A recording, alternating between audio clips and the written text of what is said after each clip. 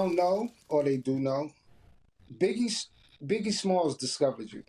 I mean, Mace brought you to Big, and then you rap for Big for, like you said, about 10, 15 minutes or whatever, while he was laid up in the bed with some bitches, Hmm. which is super fly to me. Yeah.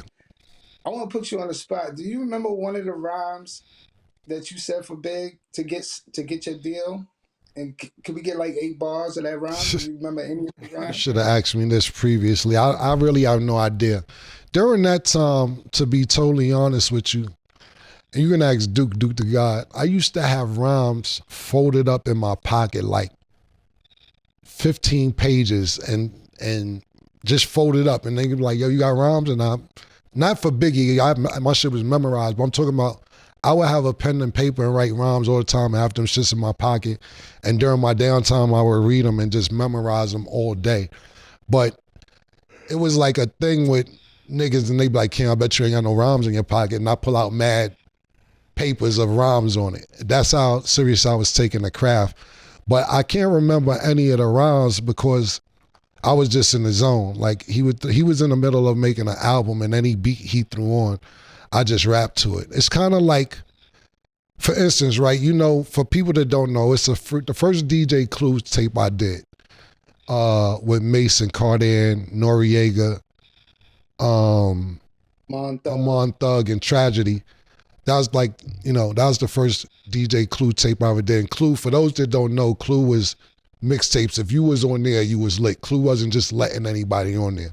You get Nas when he the hottest, Jay-Z's when he's the hottest, Prodigy. Everybody doing DJ Clue mixtape. So when we doing this song, if y'all ever want to Google, it's called, I don't know what it's called, but you type in me, Mason, Cardan, and it'll pop up or whatever.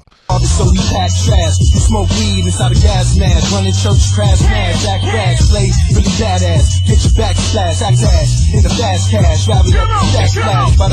So the way it kind of went, it was kind of like Queens against Harlem on that song. Because there was 3 Queens niggas and 3 Harlem niggas. And Mace wanted me to do a particular rhyme when we got there. And I was like, all right, cool, that's not a problem. I'll knock that one out.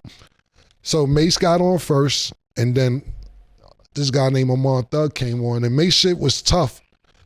To me, Mace had probably, I ain't gonna say better than me, but his shit was, I like this shit. I listen to this shit like that rhyme he said at least 6 times a year. He killed that. Because I remember us driving there and him actually thinking about it in his head. He didn't write that shit down or nothing. He actually wrote that shit in his brain on the way to the studio and did that shit in one take.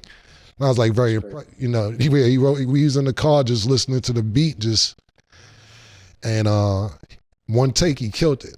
Me, I had a bunch of rhymes, so I already knew I would say one of the rhymes I had. Make a long story short, Mace went first, then Amon Thug went, and it seemed like, not saying he was dissing Mace, but it seemed like he was saying, he got the money, I got the long dick, make you feel it in your tummy. It seemed like niggas was doing a little bit of shots because Mace was up. Mace was fly, he was getting money. It was his time. Then Cardan went for Harlem. Cardan shit was cool. This shit was some smooth shit. Then Nori came on, and Nori shit was hard. Nori came on some hard shit. So the nigga Mace, when Nori was rapping, he pulled me to the side. He's like, yo, he said, pull the clack clack rhyme out. Niggas acting crazy. So I was like, you want that one? He's like, yeah. So that rhyme I spit, that wasn't even for that. Mace wanted me to use something else, but he was like, dump on these niggas, pause, because it seemed like Cardan and Mace was on some pretty shit and Nori and Amon Thug was on some hard shit, and Mace wanted to let niggas know, oh, you think we ain't got none of that with us, niggas? You crazy? And I dumped on niggas, pause. Not saying, you know, no beef or nothing, because them my niggas, but kind of dumped on niggas. I let like 100 clip off on them niggas, man. And more of the story is I always kept rhymes, and I had shit always in the back of my head for any situation. You know what I'm saying? So that's how that went.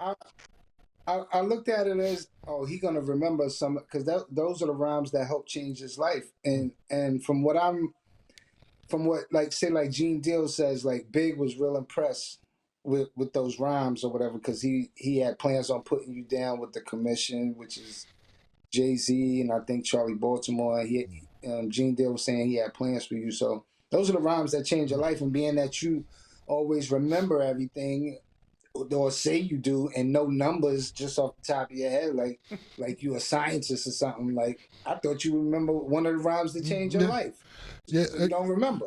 yeah. Knowing numbers is more like a mathematician, not scientist, though. Just so that you know that. But yeah, I don't remember. Do you know what's crazy? I remember my elementary school graduation speech, and that was a rhyme. That's sixth grade, and I remember that. But I don't know. The reason why maybe I don't remember it because it wasn't that smooth of a transition. Even though Biggie wanted to sign me and everything else, I didn't actually sign with Entertainment until Big died. It wasn't like I left Big House and the deal was the next week.